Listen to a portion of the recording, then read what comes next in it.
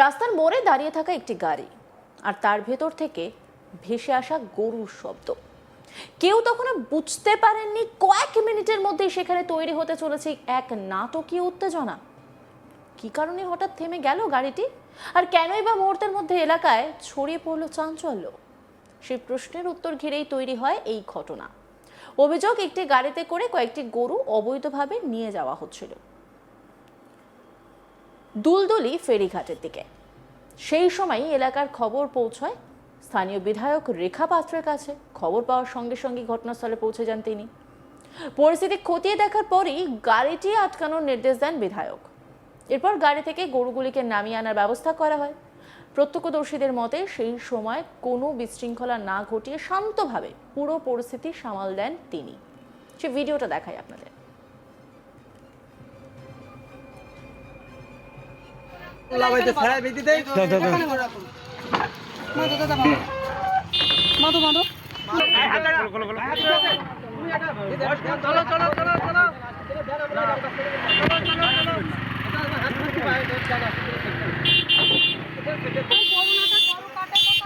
তিনটে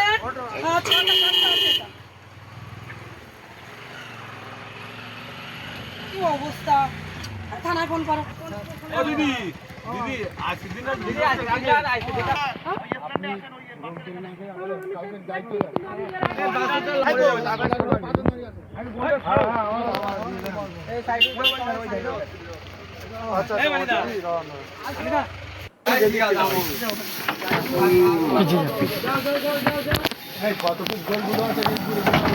এখন ছিল ৬-৭টা।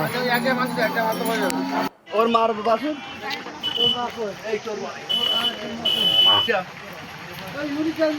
ওর মার্কা দিয়া দুধ ওর মার্কা দিয়া নিচে পড়েছিল ওরা আগে সরকারকে মানে না, মমতা বন্দ্যোপাধ্যায় সরকারি কাজ আছে, দুর্নীতি করতে যাচ্ছে।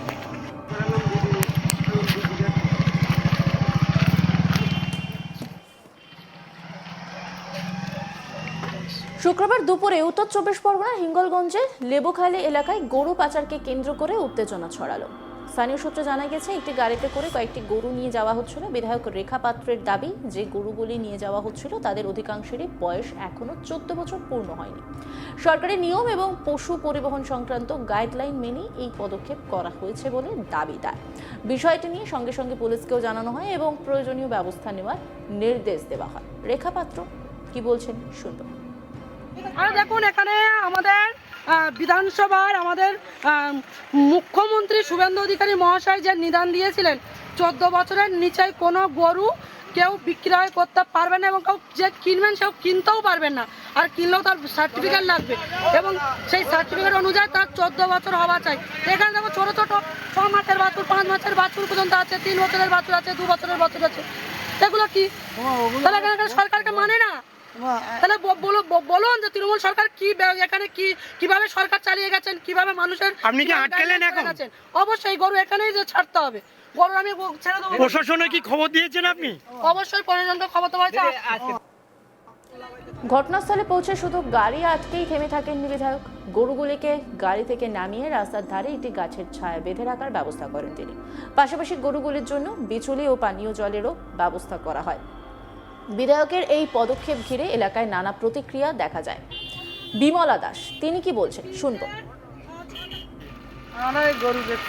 কেন ধরে এনেছে বিভিন্ন, হ্যাঁ ওই গরু ওই পারের তো তারা বলতেছে আমরা কিনে এনেছি। হ্যাঁ এসে দেখি দেখামাত্র সব বেড দিয়ে এখানে এখানে পাকা রাস্তার গায়ে বেঁধে রেখেছে। প্রশাসন এসেছে। কোন থানা এটা? হিঙ্গলগঞ্জ থানা। কেউ তার এই উদ্যোগকে মানবিক বলে প্রশংসা করেছেন, আবার কেউ গোটা ঘটনাকে রাজনৈতিক দৃষ্টিকোণ থেকেও দেখেছেন।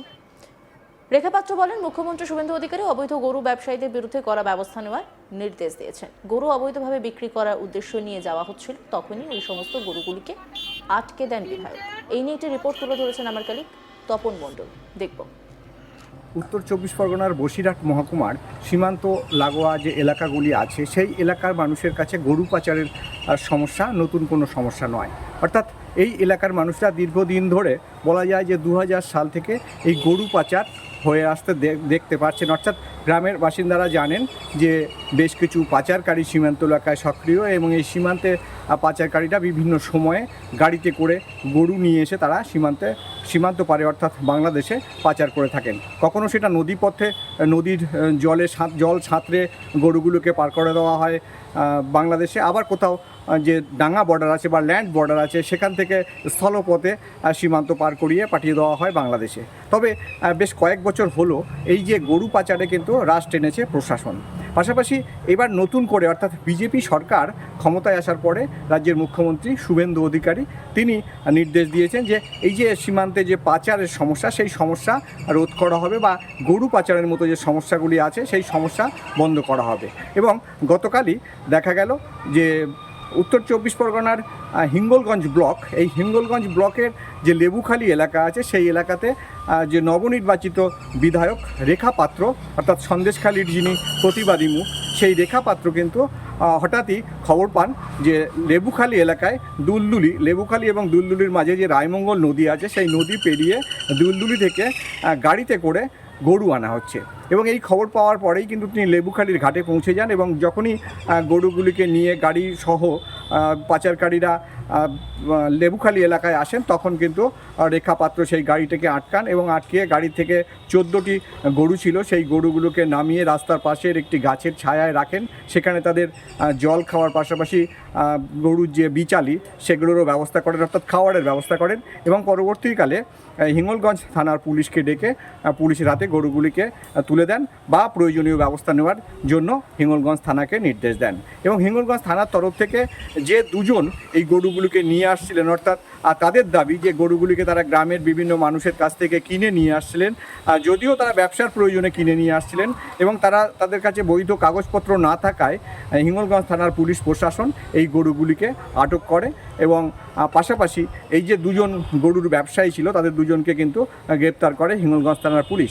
পাশাপাশি আমরা যেটা দেখতে পাচ্ছি যে বসিরহাট মহকুমা পুলিশের তরফ থেকে বা মহকুমার যে বসিরহাট ডিস্ট্রিক্ট পুলিশ জেলা আছে সেই পুলিশ জেলার তরফ থেকেও কিন্তু ইতিমধ্যেই এই সীমান্ত এলাকায় যে গরু পাচার সংক্রান্ত বিষয় সেই বিষয়ের উপরে কিন্তু প্রয়োজনীয় ব্যবস্থা নেওয়ার নির্দেশ দেওয়া হয়েছে এবং এটাও নির্দেশিকায় বলা হয়েছে যে যদি কোথাও কোনো গরু পাচারের সমস্যা বা গরু পাচারকারীদের দেখতে পাওয়া যায় তাহলে কিন্তু প্রশাসনের তরফ থেকে তাদের বিরুদ্ধে আইনানুগ ব্যবস্থা নেওয়া হবে। অভিযোগ, একটি গাড়িতে করে কয়েকটি গরু অবৈধভাবে নিয়ে যাওয়া হচ্ছিল দুলদুলি ফেরিঘাটের দিকে। সেই সময় এলাকার খবর পৌঁছায় স্থানীয় বিধায়ক রেখা পাত্রের কাছে আর তারপরেই তিনি অ্যাকশন মোডে। অন্যান্য খবরের আপডেটের জন্য অবশ্যই নজর রাখুন আজ তাক বাংলার ইউটিউব স্ট্রিমিংয়ে। লাইক, কমেন্ট, শেয়ার এবং সাবস্ক্রাইব করতে ভুলবেন না।